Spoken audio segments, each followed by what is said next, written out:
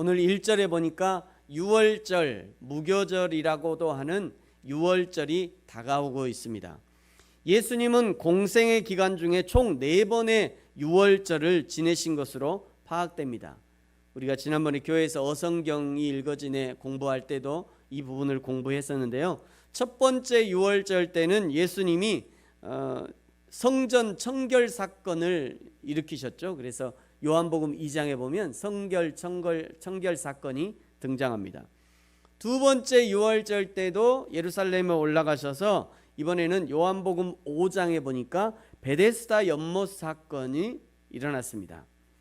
세 번째 유월절 때는 계속해서 예수님을 죽이려 하는 바리새인 대제사장들 때문에 예루살렘에 올라가지 않으시고 광야에서 오병이어의 기적을 베풀어 주셨고요. 가이사랴 빌립보의 제자들과 방문하셔서 너희는 나를 누구라 하느냐 이렇게 물으시면서 거기서 MT를 하셨다 이렇게 배웠죠.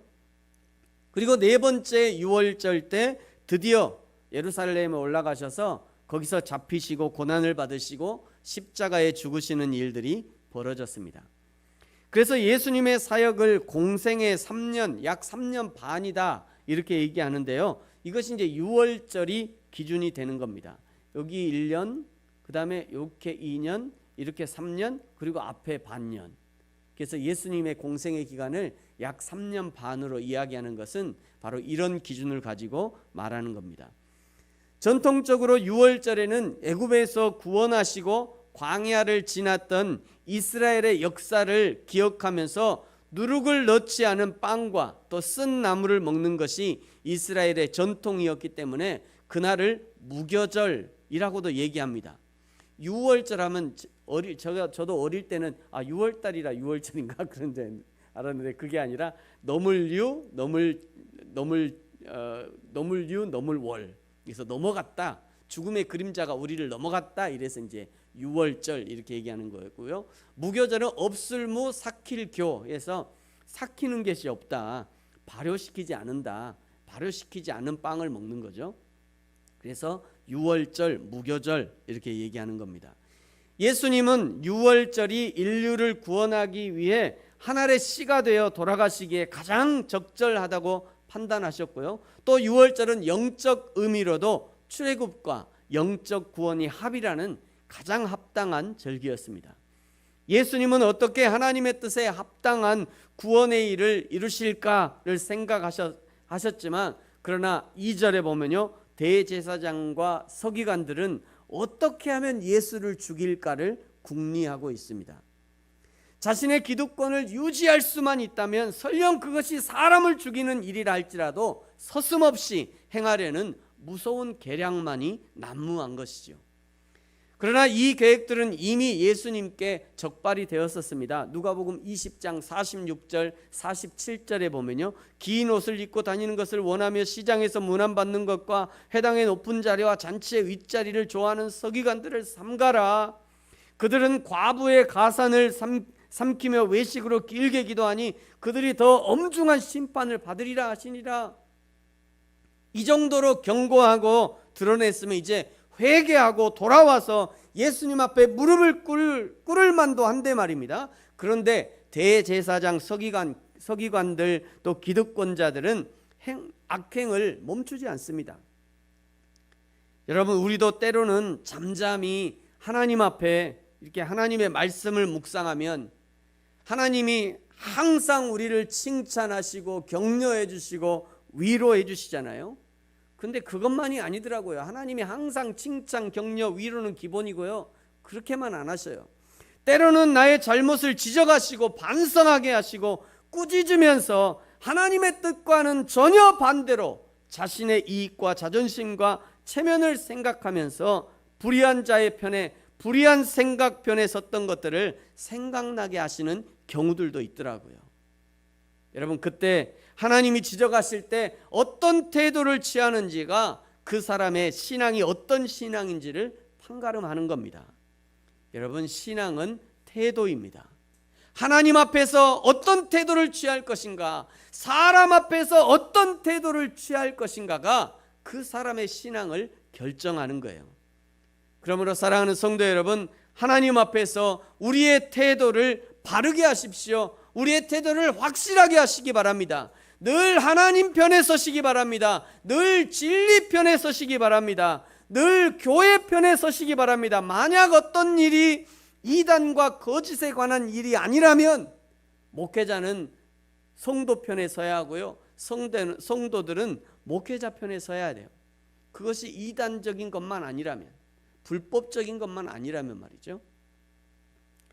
대제사장들과 서기관들의 예수 죽이기에 동조한 내부 반역자가 있었는데 그는 가룟인 유다였다고 오늘 성경이 고발합니다. 3절에 보니까 12 중에 하나인 가룟인이라 부르는 유다에게 사탄이 들어갔다라고 얘기합니다. 가룟 사람인 것, 가룟이라는 지역에 사는 유다라는 사람인 거예요. 대제사장들과 서기관들의 예수 죽이기에 동조한 사람이 바로 이 유다였다. 지역까지 얘기하잖아요. 가롯이라는 지역에 살던 그 유다, 정확히 지적하고 있는 겁니다. 예수를 죽이기에 혈안이 된 사람들은 대제사장과 서기관들이었는데 정작 사단의 선택을 받은 사람은 예수님의 12제자 중 한 사람인 유다였던 거예요. 왜 사단은 가룟 유다에게 들어갔을까? 왜 예수님을 죽이기 위한 사단의 계획을 실현하기 위한 최적의 인물로 왜 가룟 유다가 선택되었을까? 그 이유는요, 돈에 대한 집착, 돈에 대한 탐욕이 가룟 유다의 마음을 어둡게 했기 때문입니다. 디모데전서 6장 10절에 보면요, 돈을 사랑함이 일만하게 뿌리가 되나니 이것을 탐내는 자들은 미혹을 받아 믿음에서 떠나 많은 근심으로써 자기를 찔렀도다. 디모데후서 3장 2절, 사람들이 자기를 사랑하고 돈을 사랑하며, 지금 시대에도 마찬가지이지만 바울 시대에도 이랬다는 거예요. 사람들이 자기를 사랑하고 돈을, 지금만 그런 게 아니라 바울 시대에도 똑같았다는 거예요. 세상은. 사도 바울이 디모데에게 어떻게 하면 목회를 잘할 것인가에 대해서 목회 서신을 쓰면서 이 가룟 유다의 이야기가 생각났을 것이에요. 그리고 가룟 유다가 왜 실패할 수밖에 없었는가? 그 원인이 돈에 있었다는 것을 찾아낸 것입니다.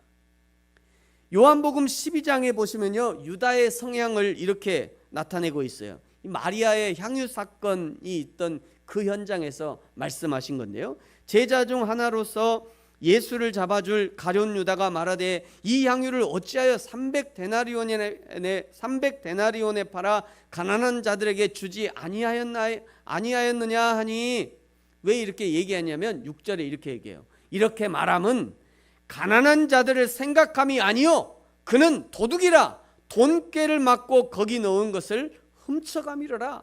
유다가 이랬다는 거예요. 사복음서 중에 유일하게 요한만이 유다가 돈꾀를 맡았고, 그리고 거기에 도둑이었고 돈꾀를 맡았고 거기에 손을 대고 있다는 것을 발견한 거예요. 이 누가가 말이죠. 그리고 여기에 이렇게 기록하고 있는 겁니다. 일만하게 뿌리가 되는 이 돈에 대해서 깨끗하지 못한 유다, 돈 앞에서 거룩함을 포기해버린 유다를 사단이 자신의 계획을 실행하기에 가장 적합한 인물이라고 생각하고 그에게 들어간 것입니다. 사단이 유다에게 들어가자 예수님을 죽이기 위한 계획이 아주 일사천리로 진행됩니다. 4절에 보니까요, 유다가 대제사장들과 성전 경비대장에게 어떻게 하면 예수를 넘겨주는 것이 너희에게 가장 좋은지를 의논합니다. 그리고 5절에 그렇잖아도 어떻게 예수를 잡을까 고민하고 있던 그들에게 희소식 아닙니까? 얼른 돈을 주고 유다와 계약을 맺습니다. 6절에 유다도 허락하고 예수를 넘겨줄 기회를 찾게 되는 거죠. 여러분, 돈에 대한 욕심을 주의하시기 바랍니다. 다른 어떤 욕심보다 돈에 관한 욕심이 위험할 수 있어요. 돈에 대한 욕심이 우리의 눈을 멀게 하고 언제든지 믿고 따르던 주님을 배반하고 하나님 나라를 대적하고 교회와 성도를 헌신짝 버리듯이 버리고 돌아설 수 있게 합니다. 여러분, 주의하셔야 합니다. 어떻게 이 돈에 대한 욕심을 내려놓을 수 있을까? 가장 좋은 훈련이 11조의 훈련이 아닐까 생각합니다. 11조의 10분의 1, 11조의 10분의 1이라는 이 개념은 어떤 일정한 숫자를, 일정한 것을 10등분해서 그 중에 하나, 10등분해서 그 중에 하나, 이런 의미가 아니라 10분의 1이라고 하는 것은 전체를 대표하는 숫자예요. 전체를 대표하는 수. 그러니까 소득의 10분의 1을 드린다는 것은 나에게 주신 이 소득은 사실은 전부 다 주님의 것입니다. 이런 의미가 있는 것입니다. 목회자로서 11조에 대해서 설명하는 여러 목사님들 또는 여러 신학자들의 이야기가 많이 있습니다만, 제가 개인적으로 이게 들어본 이게 11조에 대해서 설명하는 것들을 들어본 것 중에 제가 가장 수긍이 가고 또 가장 잘 이해가 되는 것이 산울교회라고 교회, 산울교회를 담임하시고 또 CBS 성서학당에서 이게 강의하시는 이문식 목사님의 설명이 제가 볼 때는 가장 적절한 것 같아요. 가장 적절하고 잘 설명한 것 같아요. 이 11조에 관한 설명을 잠깐 들어보겠습니다. 구약에 11조가 있었죠. 그런데 십계명에 의해서 하는 게 아니죠. 왜냐하면 창세기에 이미 모세가 합니다. 그때 11조 개념은 국세 개념이었어요. 그 당시 중근동은 다 이 국가 통치에 대한 반응으로 11조를 한 거예요. 세금으로. 그런데 이제 아브라함은 소돔과 고모라 백성들을 구해내고 돌아와서 멜기세덱의 11조를 해당한 건 뭘까요? 나는 하나님의 다스림을 받는 하나님 백성입니다라는 하나님의 통치에 대한 고백으로 11조를 했어요. 예수님도 모든 헌금에 대해서 가이사의 것은 가에게, 사에게, 하나님에게라고 하는 것이었는데, 그 말은 뭐냐? 가이사의 통치만이 유일한 통치라고 생각해서 세금 내고 살고, 그 외에 하나님의 통치를 인정하는 사람은 이 성전에 세를 내라. 이 헌금의 개념은 통치 개념이에요. 하나님의 통치를 인정하는 고백이죠. 근데 고백의 형태가 이제 11조로 구약에 있었는데, 신약 성경에는 11조라는 용어가 특별히 사도행전 이후 서신부에는 없어요. 예수님의 복음서에 나와요. 이것도 패하지 말고 저것도 패하지 말라 그러시는데, 그거는 그 당시 복음서에 있는 유대인 랍비들은 11조 문화가 이미 종교세로 있었거든요. 그땐 그렇게 얘기하셨지만 새로운 공동체인 교회가 생긴다면 신약 성경에서는 11조 얘기를 안 하세요. 바울이나 이런 사람은 11조 얘기가 없습니다. 서신서에서 계시록까지 없어요. 그래서 이제 이걸 어떻게 보느냐, 11조는 신약 시대에 연보로 완성됐다 이렇게 보는 거예요. 그러니까 11조라는 형태보다는 연보라고 하는 헌금으로 다 포괄된 거예요. 그 안에 있는 거예요. 근데 그 연보 안에서 11조라는 형태를 다시 강조한 건 후기입니다. 교회사 시대 중세 때 다시 율법주의로 돌아갈 때 교회당에서 11조 강조가 나왔고요. 한국 교회는 11조를 초기 선교사들이 총회에서 결정을 했습니다. 우리 한국 교회는 11조를 연보한 형태로 하자 이렇게 했어요. 이유가 뭐였을까요? 독일 교회나 영국 교회나 이런 국교회 같은 다 세금에서 종교세를 내고 세금으로 월급을 줘요. 목사님들 국가세예요. 그래서 뭐 아주 그 독일의 목사님들은 그 검사 판사 시험 보는 것처럼 공무원이에요. 종교 공무원. 그런데 이제 국가하고 이게 결연하고 종교의 자유를 위해서 국가가 아무 관계없이 독립한 교회들이 있어요. 이게 청교도들이 그랬고 미국이란. 그다음에 우리 한국도 청교도 전통이죠. 이런 사람들은 국가로부터 목사 월급 안 받겠다예요. 교회 유지 세금 이런 거 안 받겠다. 그럼 어떻게 해야 되죠? 우리끼리 스스로 교회를 유지해야 되겠다. 그래서 하나님의 통치를 인정하는 사람들끼리 따로 국가 외에 우리가 11조를 내자. 조선예수교 장로회 11조를 한국교회 헌금 전통으로 결론을 내렸어요. 이게 너무 과하면은 억압이 돼요. 그러나 지난 역사에서 보면 일제시대를 지나면서 선교사들이 다 철수했어요. 그런데도 한국교회가 살아남을 수 있었던 원인이 어디에 있었을까요? 11조 때. 그래서 11조는 아주 우리 한국교회에서는 굉장히 긍정적인 역할하고 종교의 자유, 교회의 자강, 스스로 교회를 유지할 수 있는 이런 지속 가능성이 있는 공동체가 된 거예요. 이거 굉장히 좋은 거거든요. 요즘 뭐 NGO나 종교계나 다 국민 세금으로 유지하려고 하는 거 철밥통 되고 망하잖아요. 근데 교회만은 국가 세금 안 쓰고 돈 안 쓰고 스스로 유지하고 다 그러고 사회봉사도 많이 하거든요. 그래서 지속 가능성이라는 가치에서 교회의 11조는 굉장히 공헌을 했습니다. 문제는 그 11조를 이런 교회사적 전통과 교회의 아름다운 전통 속에서 교회 회의를 통해서 우리가 정한 규례로 이해하면 좋은데 성경을 갖다가 대가지고 11조 안 한 건 도둑놈이다 이런 식으로 억압적인 메시지를 주는 거는 성경 해석상 제가 보기에는 수긍하기 어렵습니다. 구약의 모든 11조에 대한 가르침이나 복음서의 11조에 대한 논쟁은 신약 성경의 완성인 서신부를 통해서 연보를 통해서 완성됐다고 보고요. 이 성경의 이 계시가 중간 과정일 때 어느 본문을 가지고 절대적인 그 권위를 부여하는 것은 성경 해석상 옳지 않습니다. 성경은 다 예수 그리스도와 교회 완성에서 재해석하는 거예요. 구약을. 그래서 연보라는 개념으로 11조는 해석해야 되고요. 그리고 11조가 다시 이렇게 교회 헌금제도 정화된 연원을 살피고 의미가 있고 가치 있는 걸 우리가 받아들이고요. 그리고 그 이상의 권위를 부여하려고 억지로 성경 해석하는 것은 말하자면 목회를 위해서 성경을 도구하는 오류 중에 하나일 수 있습니다. 그래서 반발이 많죠, 젊은 사람들. 저는 신학적으로 11조에 관한 성경 구절을 바로 해석해내고 적용을 교회사적으로 다시 정돈해내고 우리가 어떻게 교회 헌금을 해야 될 것인가를 딱 정돈하면 나 한국교회 교인들 문제 삼지 않을 것 같은데 너무 이 강요와 권위적인 그 억압을 하는 바람에 반발이 많아졌다 이렇게 생각합니다. 보통 이제 11조를 얘기할 때 말라기 3장 8절의 말씀을 가지고 11조를 이렇게 설교하는 경우들이 있죠. 여기 보면 하나님의 것을 도둑질하겠냐, 도둑질하고 도둑질하겠나이까, 뭐냐 11조와 봉헌물이다 이러면서 이제 도둑질하지 말라, 11조 안 하면 도둑질한 거다 이렇게 하는 경우들이 가끔 있어요. 근데 그렇게 설교해서는 안 된다는 거죠. 이 말라기 3장 8절의 말씀은 11조를 받아내라고 주신 말씀이 아니라는 거예요.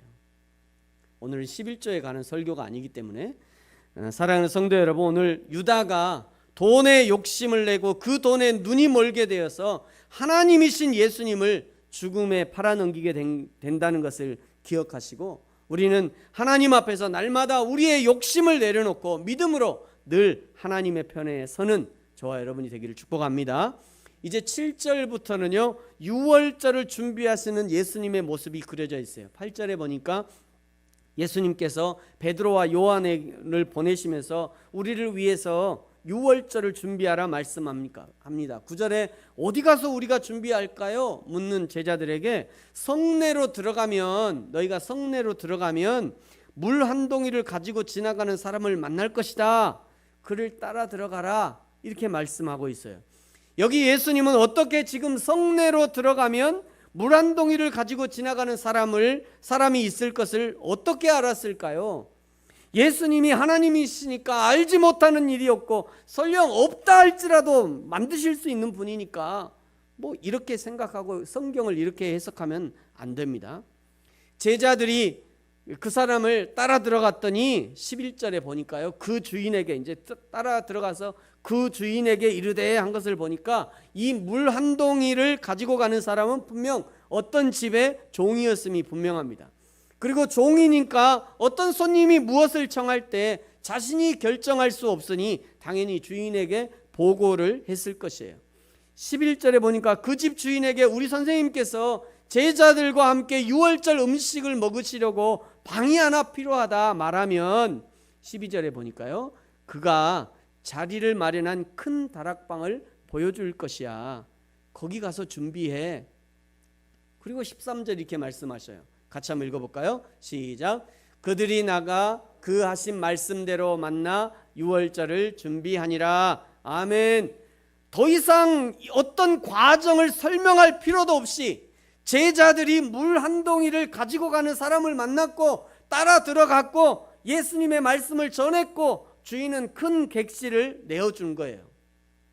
예수님은 어떻게 물동이를 가지고 가는 사람을 만날 것을 알았을까? 그리고 그를 따라 들어가면 큰 방이 있고 그 주인은 그 방을 내줄 것이라는 것을 어떻게 알았을까?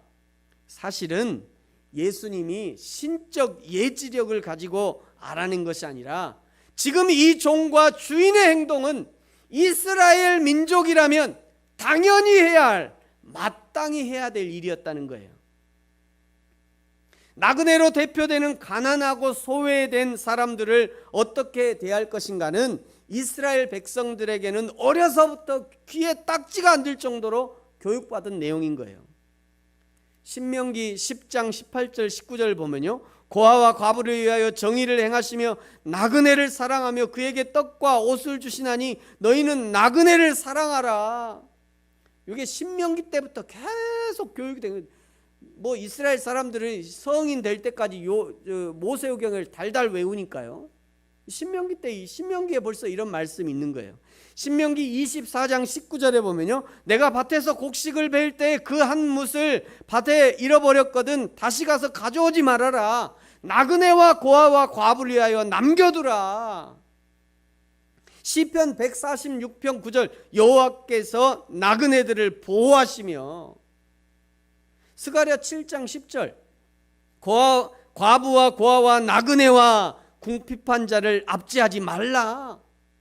이런 말씀을 어려서부터 그냥 귀에 딱지가 붙도록 교육을 받은 겁니다. 이스라엘 백성들은 이 정도로 배웠으면 나그네가 내 눈앞에 보이고 나그네의 소식을 들었을 때 결코 그냥 모른 척할 수 없는 것이 이스라엘 백성이라는 거예요.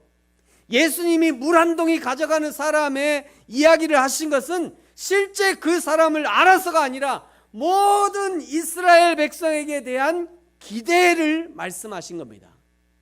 모든 이스라엘 백성에 대한 기대. 여호와 하나님은 지금도 저와 여러분 그리스도인을 향한 기본적인 기대를 가지고 계셔요.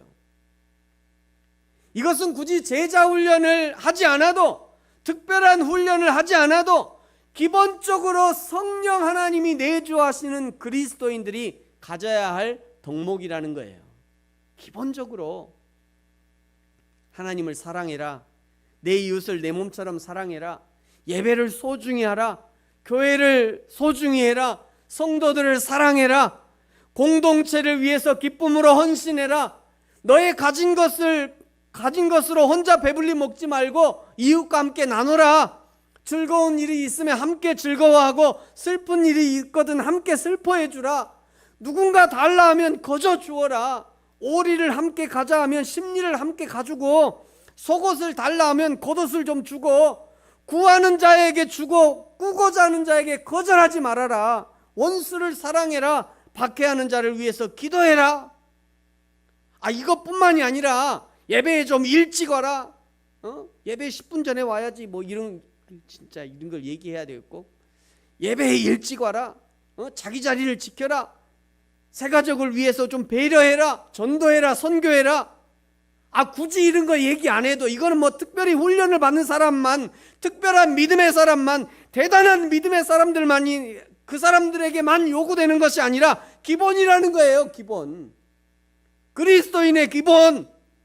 내 안에 성령께서 내주하시는 그리스도인이라면 기본적인 품성으로 자리하고 있어야 된다는 거예요. 예수님이 제자들을 보낼 때 바로 이런 것을 기대하신 거죠. 바로 이런 것을 기대하신 겁니다. 저와 여러분에게 하나님이 기대하시는 것들이 바로 이런 것들입니다. 저와 여러분에게 더 이상 십자가에 못 박힐 것을 요구하지 않으십니다. 그저 내 안에 성령께서 감동하실 때 그 감동하심을 따르고, 내 안에 착한 양심이 일어날 때 착한 양심을 따라 행동하고, 내 안에 긍휼의 마음이 일어날 때 긍휼을 베풀고, 가난한 자를 보고 내 안에 성령께서 가난히 여기는 마음, 불쌍히 여기는 마음을 주시면, 구제하기 원하시면 성령의 인도하심 따라, 또 감동하심 따라 구제하고, 그것이 저 사람에게 도움이 되느니 안 되느니, 목사님 교회에서 자꾸 도와주면 저 사람이 뭐 자꾸 게을러져요, 그런 것 생각할 거 없이 긍휼을 베풀 수 있을 때 베풀라는 거예요.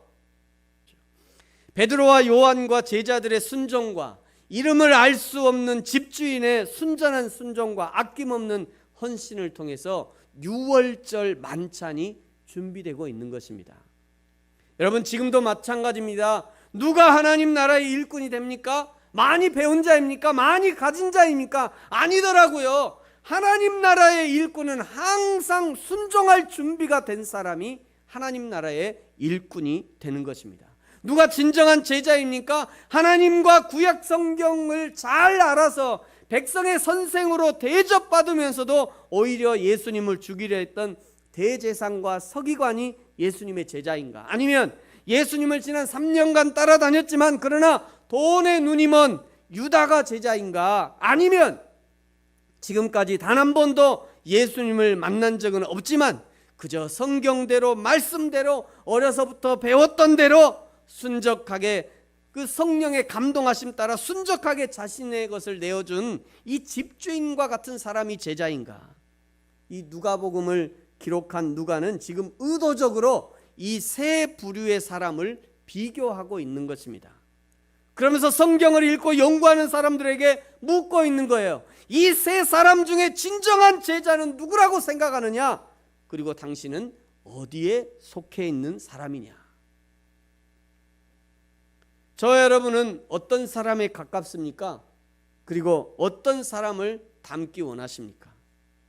오늘 유월절을 준비하라고 요청하시는 예수님의 말씀에 비록 아무것도 예약된 것은 없지만 말씀에 순종하여 길거리로 나가서 물동이를 가져가는 사람을 만나고 순적하게 자신의 방을 내어주는 한 사람을 통해서 예수님의 마지막 유월절이 준비되어지는 것처럼 오늘 저와 여러분도 내 인생의 유월절을 준비하기 위하여 하나님의 진리의 말씀에 순종하고 내 안에 성령께서 감동하시고 알게 하시고 인도하심 따라 순종함으로 하나님의 일들을 준비되어지고 하나님이 원하시면 언제든지 사용하시도록 우리의 인생을 내어드리며 기쁨으로 헌신하는, 그리하여 주님이 원하시는 곳에서 귀하게 쓰임받는 저와 여러분이 되어지기를 예수님의 이름으로 축복합니다.